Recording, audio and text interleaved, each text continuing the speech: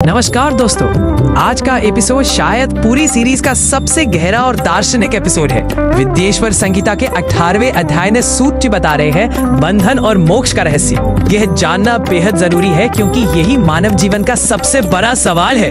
महर्षियों का प्रश्न। महर्षियों ने सूत जी से पूछा, हे सर्वज्ञ में श्रेष्ठ सूत जी, बंधन और मोक्ष क्या है? कृपया हम पर कृपा कर हमें बताएं कि मनुष्य बंधन में क्यों है और मोक्ष कैसे प्राप्त हो सकता है। बंधन का स्वरूप 8 प्रकार के बंधन। सूत जी ने कहा, महर्षियों, मैं बंधन और मोक्ष के स्वरूप व उपाय का वर्णन करता हूँ। ध्यान से सुनो। आत्मा स्वयं में शुद्ध, मुक्त और अनंत है, लेकिन ये 8 बंधनों में बंध जाती है। ये 8 बंधन है प्रकृति, बुद्धि, त्रिगुणात्मक अहंकार और 5 तन्मात्राएं यानी शब्द, स्पर्श, रूप, रस और गंध। इन 8 बंधनों के कारण ही आत्मा की जीव संज्ञा है। जो इन बंधनों में बंधा हुआ है उसे बद्ध कहते हैं और जो इन बंधनों से छूटा हुआ है उसे मुक्त कहते हैं। देह की उत्पत्ति और कर्म का चक्र सूत जी आगे समझाते हैं। प्रकृति, बुद्धि, त्रिगुणात्मक अहंकार और 5 तन्मात्राएं, इन 8 तत्वों के समूह से देह की उत्पत्ति हुई है। देह से कर्म होता है और फिर कर्म से नूतन देह की उत्पत्ति होती है। ये एक अनंत चक्र है। देह मिली तो कर्म किया, कर्म से फिर नई देह मिली। ये चक्र चलता रहता है। 3 प्रकार के शरीर को 3 भेदों से जानना चाहिए, स्थूल, सूक्ष्म और कारण। स्थूल शरीर व्यापार कराने वाला है, यानी दुनिया में काम धंधा करने वाला। जो तुम देखते हो ये स्थूल शरीर है। सूक्ष्म शरीर इंद्रिय भोग प्रदान करने वाला है। ये मन, बुद्धि, चित्त और अहंकार से बना है। कारण शरीर आत्माजन की अनुभूति कराने वाला होता है। यह सबसे सूक्ष्म है और आत्मा के सबसे निकट है। कर्म और भोग का नियम। कर्मों के द्वारा ही जीव पाप और पुण्य भोगता है। इन्हीं से सुख दुख की प्राप्ति होती है। अर्थात कर्मपाश में बनकर जीव चक्र की भांति घूमता रहता है। ये बहुत महत्वपूर्ण बात है। जो कर्म तुमने किया है उसका फल भोगना ही पड़ेगा।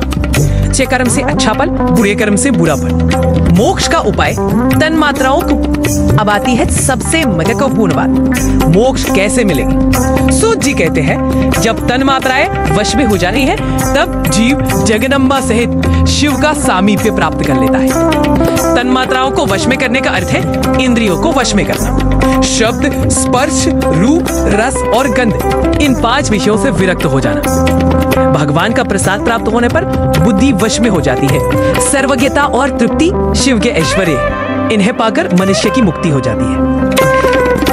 भस्म धारण का रहस्य। अब सूत जी एक और गहरा रहस्य बताते हैं। भस्म धारण का रहस्य। कपिला गाय के गोबर तथा शमी, पीपल, पलाश, बड़, अम्लताश और बेर की लकड़ियों से अग्नि जलाएं, इसे शुद्ध भस्म माना जाता है। भगवान शिव ने अपने गले में विराजमान प्रपंच को जलाकर भस्म रूप से सार तत्व को ग्रहण किया है। उनके सारे अंग विभिन्न वस्तुओं के सार रूप हैं। इसका गहरा अर्थ है, भस्म का मतलब है विनाश। शिव ने संसार के समस्त प्रपंच को जलाकर राख कर दिया और उसका सार ग्रहण किया। भस्म धारण करने का अर्थ है संसार की नश्वरता को याद रखना और सार को ग्रहण करना। मोक्ष प्राप्ति के उपाय सूत जी कहते हैं, स्थूल, सूक्ष्म और कारण शरीर को वश में कर लेने से मोक्ष प्राप्त होता है। जो शिव की पूजा में तत्पर हो, मौन रहे, सत्य तथा गुणों से युक्त हो, क्रिया, जाप और तप करता रहे, उसे दिव्य ऐश्वर्य की प्राप्ति होती है तथा ज्ञान का उदय होता है।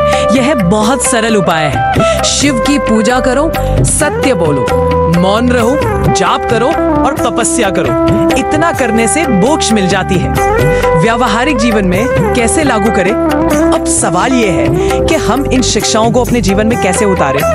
पहला, इंद्रियों को वश में करना सीखो। अनावश्यक भोग में मत पड़ो, संयम से रहो। दूसरा, कर्म सोच समझ कर करो। याद रहो कि हर कर्म का फल मिलेगा। तीसरा, निष्काम भाव से शिव की पूजा करो, फल की इच्छा मत रखो। चौथा, सत्य बोलो और मौन का अभ्यास करो, व्यर्थ की बातें मत करो। पांचवा, ओम नमः शिवाय का नित्य जाप करो। यह सबसे सरल और प्रभावशाली उपाय है। निष्कर्ष तो दोस्तों, आज हमने जाना बंधन और मोक्ष क्या है। हम 8 बंधनों में बंधे हुए हैं और इन्हीं बंधनों से मुक्त होना ही मोक्ष है। यह ज्ञान बहुत गहरा है, एक बार सुनने से पूरी तरह समझ में नहीं आएगा। इसलिए इस एपिसोड को बार बार देखो और विचार करो। अगले एपिसोड में हम बात करेंगे शिव की विभिन्न पूजा विधियों के बारे में।